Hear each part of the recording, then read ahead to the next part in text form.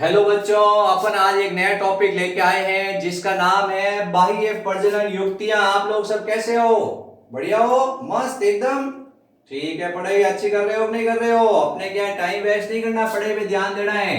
आज अपन एक नया टॉपिक लेके आए हैं जिसका नाम है बाह्य प्रजनन युक्तियां। ठीक है, अपन इसको एकदम अच्छा करेंगे। इसमें बहुत अच्छे अच्छे क्वेश्चन बनते हैं, वो भी अपन करेंगे। बाह्य प्रजनन युक्तियां। ठीक है, टॉपिक अलग है, अंदर आपको सवाल अलग तरह के मिलेंगे। एक्चुअल में आउट ब्रीडिंग डिवाइस है, इसका नाम है out breeding device. Out breeding device यानी आपको कुछ तकनीक लगानी है। क्या लगानी है? आपको टेक्निक लगानी है। एक चीज को रोकना है, दूसरी चीज को बढ़ाना है। अब अपन देखते हैं, अपन ने पढ़ा था परागण दो तरह का होता है। बताओ बच्चों, कितने तरह का होता है परागण? दो तरह का होता है। कौन कौन सा? जल्दी बताओ। परागण कितने तरह का होता है? दो तरह का परागण होता है। एक का नाम होता है स्वपरागण और एक का नाम होता है पर परागण। कुछ याद आ रहा है? ठीक है, बढ़िया है, बहुत बढ़िया है। तो दो तरह का परागण होता है, एक का नाम है स्वपरागण और एक का नाम है पर परागण। ये सारा खेल इसी के ऊपर चलेगा, आप देखते जाना मैं किस तरह से क्या करूंगा। इसके अंदर अपन बाह्य प्रजनन युक्तियां पढ़ रहे हैं टॉपिक। इसमें क्वेश्चन बनता है कि अपने को स्वपरागण को रोकना है और पर परागण को बढ़ाना है। अपने को इस चीज को रोकना है, अपना टारगेट है। क्वेश्चन टीचर पुटअप करेगा, स्वपरागण को रोको और पर परागण को बढ़ाओ। अपने को तकनीक लगानी है, अपने को क्या लगानी है? टेक्निक। तो क्वेश्चन पूछा जाता है स्वपरागण को रोकने के तरीके बताओ और पर परागण को बढ़ाने के तरीके बताओ।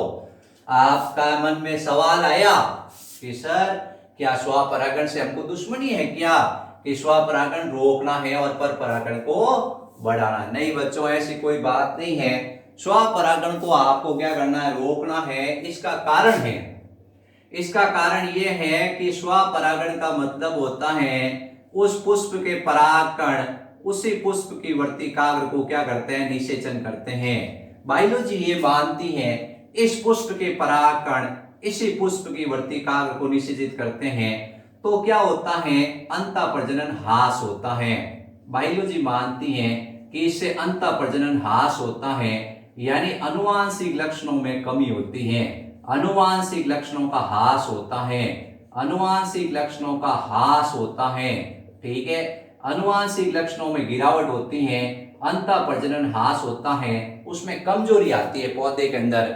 नए लक्षणों का समावेश नहीं होता है, यानी नए लक्षण उसमें नहीं आते हैं। वही लक्षण उसमें एक पीढ़ी से दूसरे पीढ़ी में जाते रहते हैं। नए लक्षणों की कमी होती है, यानी नए लक्षणों का समावेश नहीं होता है। तो अपने को क्या करना है? अपने को सबसे पहले अपना टारगेट है बाह्य प्रजनन युक्तियों के अंदर। आप समझ रहे हो मैं क्या समझाना चाह रहा हूं? मैं समझाना चाह रहा हूं कि स्वपरागण और पर परागण अपन ने पढ़ लिया है। ठीक है, अब समस्या ये आई है कि साइंस मानती है कि स्वपरागण को रोको और पर परागण को बढ़ाओ। आपको एक नेचुरल सी बात बताते हैं कि भाई क्या होता है, ये दो निकट संबंधी रिश्तेदार हैं। आप नॉर्मल भाषा में समझो, एक निकट संबंधी रिश्तेदार है और दूसरा भी निकट संबंधी रिश्तेदार है। इनका अगर विवाह होगा तो नए लक्षणों का समावेश कम होने की संभावना है। नए लक्षणों का समावेश कम होने की संभावना है। ठीक है, क्योंकि अब जैसे मान लो क्या होता है, ये और ये बहुत ही निकटतम रिश्तेदार हैं, इनके मध्य विवाह होगा तो बच्चों में नए लक्षण नहीं आएंगे। और एक दूर के रिश्तेदार मधुर के हैं जिनको आपस में जानते नहीं हैं, उनके मध्य विवाह होगा तो आपको पता ही इसमें अलग लक्षण है, इसमें अलग लक्षण है, बच्चे के अंदर क्या होंगे? अलग लक्षण आएंगे। तो साइंस ये मानती है कि एक पौधा है उसमें अच्छे गुण हैं, एक पौधा है उसमें अच्छे गुण हैं, दूसरा पौधा है उसमें अच्छे गुण हैं। उन दोनों पौधों के मध्य क्या कराओ? आपस में क्रॉस कराओ और ऐसे बच्चे बनाओ जो कि अच्छे गुणों वाले हो। यानी उसमें जैसे ये क्या है, ये उत्पादन ज्यादा देता है, जैसे ये उत्पादन ज्यादा देता है और इसमें उत्पादन में गुणवत्ता में अधिक वृद्धि होती है। जैसे ये क्या करेगा, ये फल का आकार बड़ा करेगा और ये क्या करेगा, ये आप देखोगे कि फल है उनके अंदर प्रोटीन, वसा और कार्बोहाइड्रेट की मात्रा बढ़ाएगा। तो अब ऐसे फल आएंगे जिनके अंदर उत्पादन भी ज्यादा होगा, बड़े भी आकार के होंगे और उसमें खाने में स्वादिष्ट भी होंगे। तो साइंस ये मानती है कि पर परागण अच्छा है और स्वपरागण कम अच्छा, मतलब अच्छा नहीं है। पर अपनी जगह ये भी रोल प्ले करता है, लेकिन यहाँ पे आपको पूछा जाता है कि स्वपरागण क्यों नहीं कराना चाहिए। तो आपको ये लाइन याद रखनी है, अंतः प्रजनन अवहास या अंतः प्रजनन अवमनन, यानी अपन कहते हैं कमीली, तो अंतः प्रजनन हास या अंतः प्रजनन गिरावट कह सकते हैं, वो हो जाता है। अनुवांशिक लक्षणों का हास होता है और नए लक्षणों का समावेश नहीं होता है। धीरे धीरे वो वातावरण के अनुसार अपने आप को ढाल नहीं सकता है, पौधे में कमजोरी आनी शुरू होती है और पौधा है उसमें उत्पादन में गिरावट आती है। इसलिए स्वपरागण को रोकना। भाई अपन ने कहा कोई बात नहीं, आपने इतनी बड़ी बात हमको कह दी है, तो हमारे पास भी क्या है, हमारे पास भी टेक्निक्स है। क्या है? तो यहां से ये क्वेश्चन पुटअप होता है, बाह्य प्रजनन युक्तियों के नाम बताओ। सोचो क्या हो सकता है, कैसे रोकोगे तुम, कैसे रोकोगे? चलो कोई बात नहीं, मुझे पता आप सब रोक दोगे। तो स्वपरागण और पर परागण में सबसे पहले आपको बताना है कि स्वपरागण में क्या होता है, अंतः प्रजनन हास होता है, क्योंकि दो एक ही पुष्प के परागकण उसी पुष्प की वर्तिकाग्र तक जाते हैं, तो अनुवांशिक गुण भिन्न नहीं होने के कारण धीरे धीरे उसमें क्या अंतः प्रजनन हास होता है। ये वर्ड आपको रट लेना है, ठीक है। यानी अनुवांशिक लक्षणों का हास होता है, नए लक्षणों का समावेश नहीं होता है। अब आपको समझाना है कैसे दो अलग अलग गुण वाले पौधे हैं और उनके बीच में संकरण कराएंगे तो अच्छे गुण वाले पौधे प्राप्त होंगे, ठीक है। अब अपन उसी एक गुण वाला पादप है, उसको उसी गुण वाले पादप के साथ संकरण कराएंगे तो नया गुण तो नहीं आ रहा है ना। तो स्वपरागण एक्चुअल में ये चीज को बढ़ाता है। पर परागण बहुत अच्छा है। पर परागण में दो अलग अलग पौधे होते हैं, एक पौधा यहाँ मेरे घर के पास उगा हुआ है, ये 10 किलोमीटर दूर उगा हुआ है कहीं, यहाँ से परागकण वहां चले गए, तो अलग अलग पादपों के बीच में क्या हुआ, संकरण हुआ है।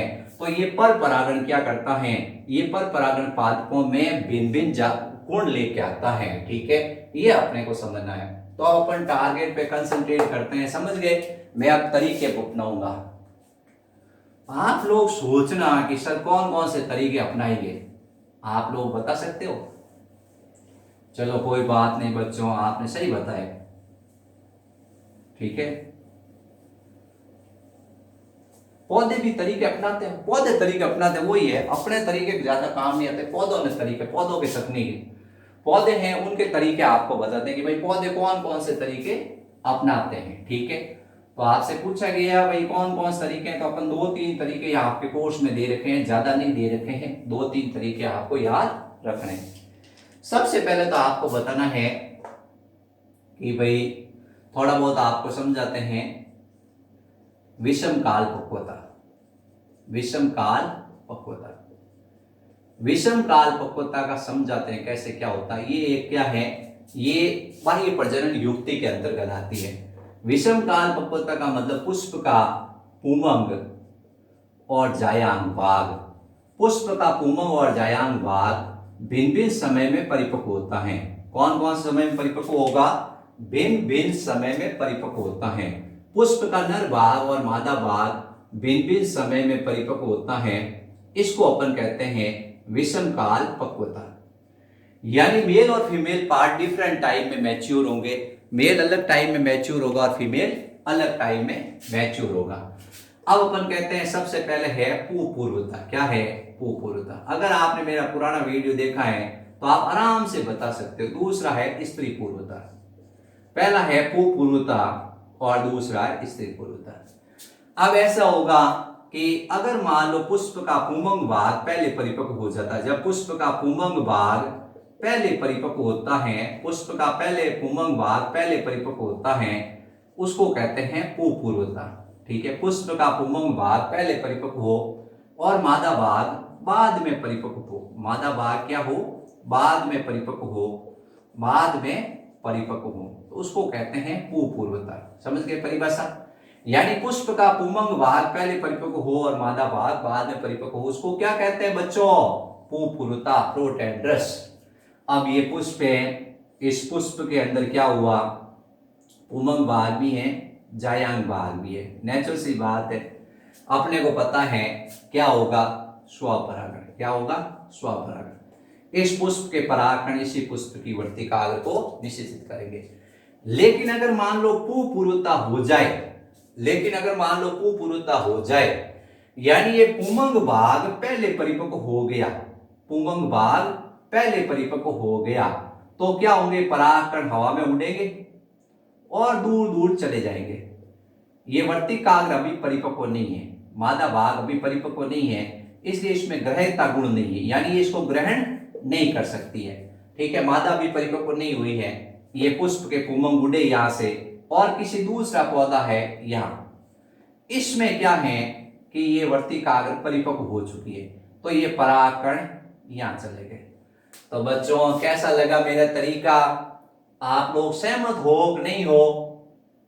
क्या इससे स्वपरागण रुकेगा और पर परागण होगा? बिल्कुल होगा, क्योंकि इस पुष्प के परागकण, क्योंकि इस पुष्प के परागकण पहले परिपक्व हो चुके हैं और ये मादा भाग परिपक्व नहीं हुआ, नहीं हुआ। तो अब मादा तो परिपक्व है नहीं, नेचुरल सी बात है, परागकण है वो हवा में उड़ेंगे और दूर चले जाएंगे वर्तिकाग्र के पास। इस तरह से क्या होगा, दूसरा वर्तिकाग्र जो परिपक्व हो चुका है उसके पास चले जाएंगे। तो इस तरह से ये क्या, किसको बढ़ाएंगे, पर परागण को बढ़ाएंगे, स्वपरागण को। तो इसमें अच्छे गुण थे कि इसमें प्रतिरोधक क्षमता अधिक थी, इसमें अच्छे गुण थे कि इसमें उत्पादन अधिक था। तो नए बीज बढ़ेंगे जो प्रतिरोधक भी होंगे और उत्पादन भी बढ़ाने वाले होंगे। तो इस तरह से दो अलग अलग गुण हैं वो एक पादप में आ जाएंगे। तो अपन का टारगेट पूरा हो रहा है, क्या हो रहा है, पूरा हो रहा है। अपन युक्तियां लगा रहे हैं, ये युक्ति मुझे अच्छी लगी। अब इसी तरह से स्त्री पूर्वता है, स्त्री पूर्वता में क्या होगा, मादा भाग पहले परिपक्व उल्टा, मादा भाग यानी जायांग पहले परिपक्व हो जाए, जायांग क्या हो जाए, पहले परिपक्व हो जाए। यानी अपने को एक्सप्लेन करना है, पुपूर्वता की जगह आप समझते हैं स्त्री पूर्वता। क्या समझते हैं, स्त्री पूर्वता। स्त्री पूर्वता में क्या होगा, यानी पुष्प का जायांग भाग पहले परिपक्व, जायांग भाग पहले परिपक्व और पुमंग भाग बाद में परिपक्व, पुमंग भाग बाद में परिपक्व। ठीक है, इस कंडीशन को क्या कहते हैं बच्चों, स्त्री पूर्वता। समझ गए बात को, आप लोगों से पूछा, आप समझ रहे हो ना। अब ये ऐसा हुआ, इसको भी अपन देख रहे हैं, ये क्या है, ये अपने पास में पुष्प है, क्या है, ये पुष्प है, ये पुंकेसर है और ये स्त्री केसर है।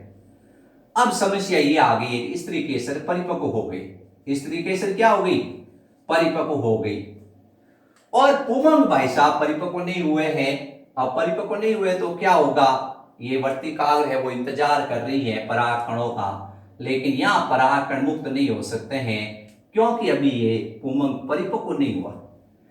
अब यहां से थोड़ा दूर ये पौधा और है, उसके पुंकेसर परिपक्व हो चुके हैं, उसके पुंकेसर परिपक्व हो चुके हैं। यहां से ये पुंकेसर उड़ेंगे और यहां वर्तिकाग्र तक आ जाएंगे। तो आपने क्या देखा, दो अलग अलग पौधों के मध्य क्या हुआ, परागण हुआ। आपने कहा ये पर परागण है, तो इस तरह से दो अलग अलग पादपों के मध्य पर परागण हो गया। तो आपका जो सपना था वो सपना पूरा हो गया। तो इस तरह से आपने देखा स्त्री पूर्वता और पुपूर्वता ऐसी कंडीशन होती हैं जो कि एक तरह से क्या करती है, अंतः प्रजनन ह्रास को रोकती हैं। अपना टारगेट है स्वपरागण रोको, स्वपरागण रोकना है और पर परागण को बढ़ाना है। तो अपन ने बच्चों पहला तरीका कैसा लगा आपको, अच्छा लगा नहीं लगा, समझ गए बात को। इसका नाम है विषम काल पक्वता, विषम काल पक्वता, ये अपने को ध्यान रखना है विषम काल पक्वता में। तो आपने क्या देखा है कि पुपूर्वता और स्त्री पूर्वता ये क्या करती है, स्वपरागण को रोकती हैं। अब कुछ पादप ऐसे होते हैं, उसके एग्जाम्पल तो आपके कोर्स में नहीं है लेकिन ध्यान रखना, जैसे अपन देखते हैं कि बहुत सारे पौधे आपके पास में होते हैं, जैसे गुड़ल है, क्या है, गुड़ल के पौधे में क्या होती हैं कि ये पूर्वता पाई जाती हैं। इसी तरह ब्रेसिकेसी पादप, ब्रेसिकेसी एक पूरा फूल है बच्चों, सरसों वगैरह होते हैं इसमें, इसके जो पादप होते हैं वो स्त्री पूर्वता दर्शाते हैं। ये उदाहरण याद हो तो कर लेना, बाकी आपके कोर्स में नहीं दे रखे हैं। तो पहला तरीका ये है। अब अपन मेथड नंबर 2 अपनाते हैं। क्या अपनाते हैं? मेथड नंबर 2 अपनाते हैं। मेथड नंबर 2 थोड़ा इससे भी सरल है, वो पौधों में खुद में ही अनुकूलन हो चुका है एक तरह से। आपको बताते हैं, एक पौधे होते हैं एक लिंगी सराई, कुछ पौधे होते हैं एक लिंगी सराई, ठीक है।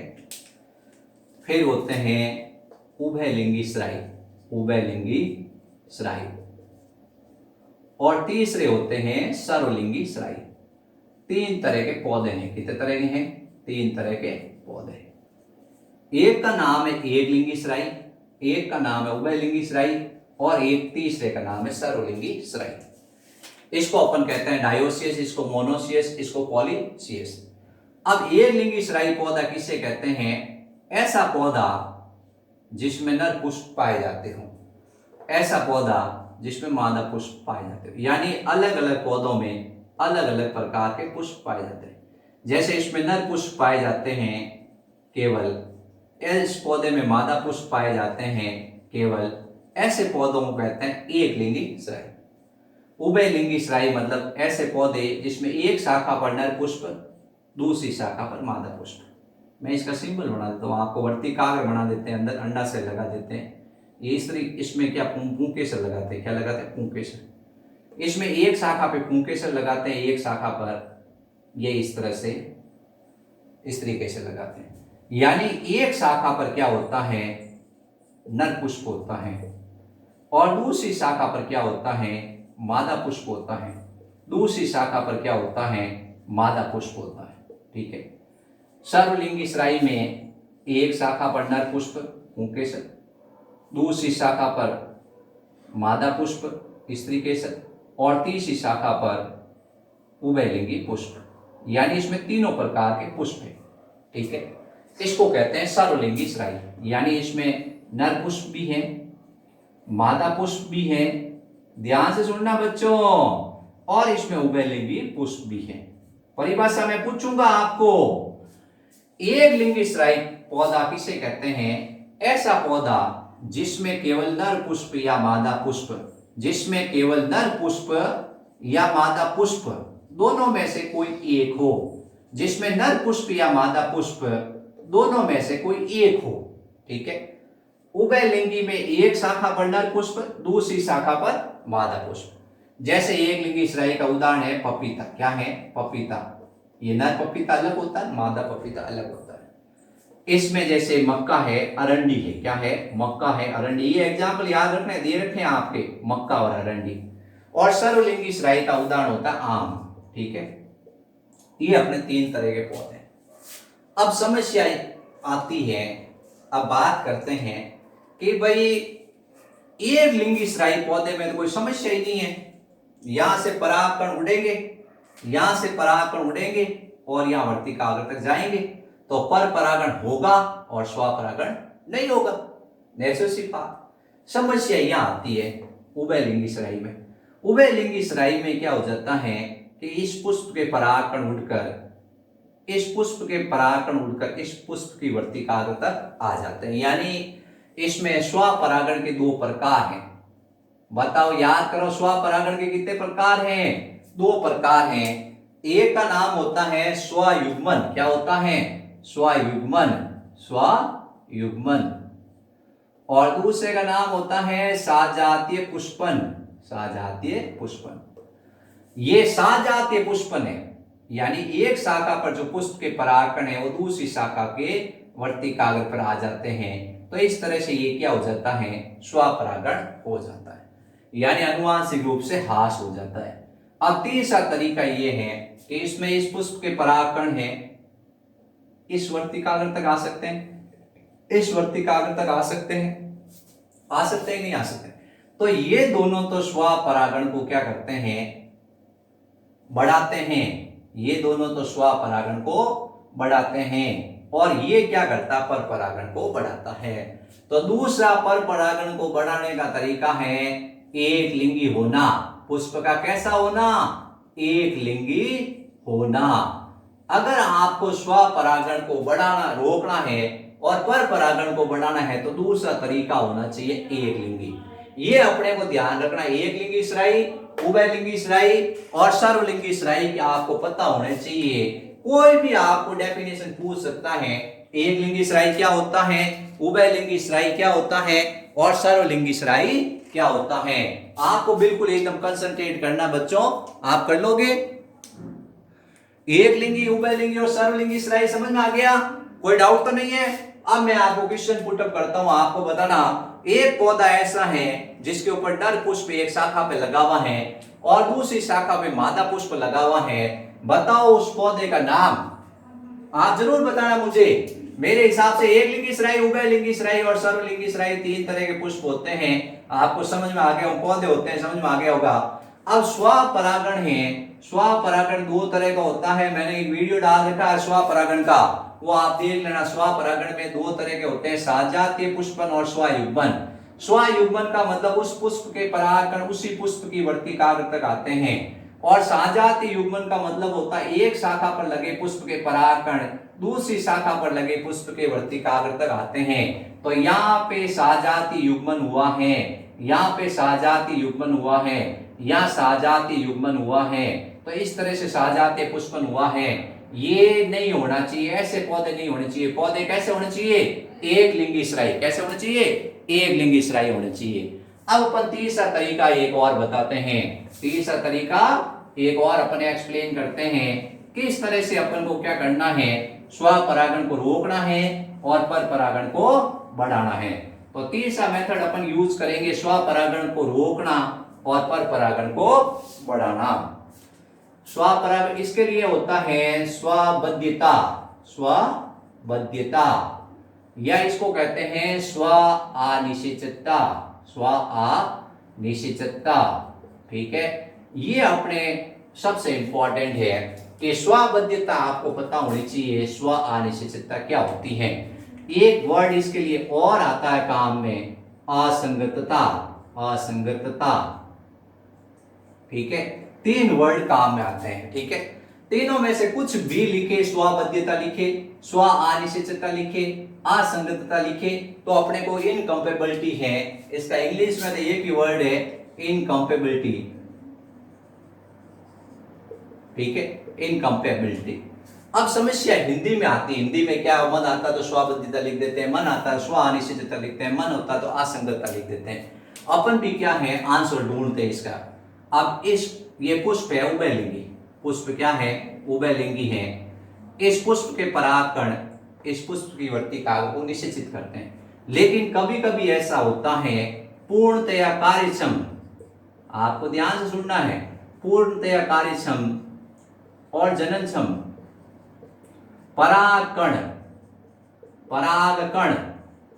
वर्तिकाग्र को, परागकण वर्तिकाग्र को निश्चित करने में असफल हो जाता है। यानी आपने क्या देखा कि परिभाषा ऐसे है कि पूर्णतया कार्यक्षम जननक्षम परागकण वर्तिकाग्र को निश्चित करने में असफल हो गया। ये पुष्प था उभयलिंगी, इस पुष्प के परागकण इसी पुष्प की वर्तिकाग्र को निश्चित करने में असफल हो गए। इस कंडीशन को अपन कहते हैं असंगतता, स्व अनिश्चितता। ठीक है, तो डेफिनेशन बिल्कुल सिंपल है कि परागकण पूर्णतया कार्यक्षम और जननक्षम होता है लेकिन वो निश्चित करने में असफल होता है। बहुत अच्छा क्वेश्चन पूछा बच्चों, आपने लगा दिया सर ऐसा क्यों, सर ऐसा क्यों होता है, सर ऐसा क्यों होता है। अब मैं आपको समझाता हूं ऐसा क्यों होता है। ठीक है, इसका कारण बताते हैं आपको, आखिर ऐसा होता क्यों है। इसका कारण यह है कि ये वर्तिकाग्र है, क्या है, ये वर्तिकाग्र है और ये क्या है, ये पुंकेसर है। इसके परागकण इसकी सतह पर आके गिरेंगे। अब परागकण इसकी सतह पर आके गिरेंगे तो पराग स्त्री केसर क्रिया होगी, पराग स्त्री केसर क्रिया होगी। यानी परागकण और स्त्री केसर के बीच में क्रिया होगी। स्त्री केसर कुछ रासायनों का स्त्रावण करेगी, स्त्री केसर कुछ रासायनों का स्त्रावण करेगी। ये रासायन क्या करेंगे, इसको पहचानेंगे, इसको पहचानेंगे। उसके पश्चात क्या होगा, इन दोनों की आपस में क्रिया होगी कि ये पुंकेसर होगा, ये जो परागकण होगा ये भी कुछ रासायनों का स्त्रावण करेगा। ठीक है। अब कभी कभी ज्यादातर ये क्रियाएं ऐसी होती हैं कि ये फेल हो जाती, यानी पराग स्त्री केसर क्रिया होती नहीं है, इसके रासायन है उसके द्वारा पहचाने नहीं जाते हैं, और परागकण है उसका अंकुरण नहीं होता। परागकण का क्या नहीं होता, अंकुरण नहीं होता। यदि परागकण का अंकुरण हो जाता तो पराग नलिका की वृद्धि नहीं होती। पराग नलिका की वृद्धि हो जाती है मानो तो बीजांड में उसका प्रवेश नहीं होता। पहली कंडीशन तो ये होती है परागकण का अंकुरण नहीं होगा, परागकण का अंकुरण नहीं होता है, परागकण का अंकुरण नहीं होता। अगर परागकण का अंकुरण होगा तो पराग नलिका की वृद्धि नहीं होगी, पराग नलिका की वृद्धि नहीं होगी, पराग नलिका की वृद्धि नहीं होती है, पराग नलिका की वृद्धि नहीं होती। पराग नलिका की वृद्धि हो जाती तो पराग नलिका बीजांड में प्रवेश नहीं कर सकती हैं, बीजांड में प्रवेश नहीं कर पाती हैं, और बीजांड में प्रवेश कर जाती है तो कोई बात नहीं, नर युग्मक और मादा युग्मक का संलयन नहीं हो पाता है, नर युग्मक और मादा युग्मक का संलयन नहीं हो पाता है। ये कारण है। इसका कारण होता है जीन परिवर्तन होना, इसका कारण होता है कि कुछ ऐसे पौधे होते हैं उनमें जीन परिवर्तित हो जाते हैं, उनके जो जीन होते हैं वो बदल जाते हैं, और जीन बदलने के कारण पराग स्त्री केसर क्रिया नहीं हो पाती है, और पराग स्त्री केसर क्रिया नहीं होती है तो क्या हो जाता है, असंगतता। तो आपने देखा पुष्प उभयलिंगी है, आप टेंशन में पड़ गए थे कि स्वपरागण हो जाएगा, क्या हो जाएगा, स्वपरागण हो जाएगा, हमारा टारगेट फेल हो जाएगा, लेकिन आपको टेंशन करने की जरूरत नहीं है। कभी कभी पराग स्त्री केसर क्रिया होती नहीं है। पराग स्त्री केसर क्रिया क्यों नहीं हुई है, क्योंकि इनके जीन बदल चुके हैं। अब जीन बदल चुके हैं तो उस कंडीशन में ये परागकण स्त्री केसर के साथ क्रिया नहीं कर रहा है, तो क्या होगा, दूसरा पौधा उसके परागकण इस स्त्री केसर पर आकर बैठेंगे और पर परागण हो जाएगा और स्वपरागण रुक जाएगा। तो अपन ने ये बाह्य प्रजनन युक्तियां पढ़ी है बच्चों, आपको इन युक्तियों को याद रखना है, आपको लॉजिक लगाना, बिना लॉजिक के आप इसको समझ नहीं सकते हो। आपसे सीधा क्वेश्चन पुटअप होता है, एक लिंगी सराई पौधा किसे कहते हैं, दूसरा सवाल आता है उभय लिंगी सराई पौधा किसे कहते हैं, उदाहरण लिखो। तीसरा आता है स्वबद्धिता असंगतता किसे कहते हैं, चौथा सवाल आता है पुरुषता स्त्री पुरुषता किसे कहते हैं। आपको सब याद रखने हैं बाह्य प्रजनन युक्तियों में। टॉपिक थोड़ा अलग हटके हैं, आपको कुछ ऐसे डिवाइस यूज करने, कुछ ऐसे तरीके यूज करने हैं जो पर परागण को तो क्या करेंगे, बढ़ाएंगे, और स्वपरागण को रोकेंगे, यानी आपको कुछ ऐसे मेथड्स यूज करने हैं। अब अपन ने 5 अनुकूलन देखे थे पर परागण के, कि पर परागण कैसे बढ़ाया जा सकता। अपन ने एक टॉपिक देखा था पर परागण के अनुकूलन, मैंने आपको पूरे बताए थे, आपको याद आ रहा होगा थोड़ा थोड़ा मेरे हिसाब से।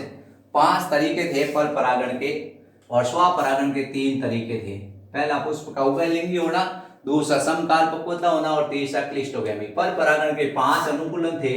कितने अनुकूलन थे, 5 अनुकूलन थे।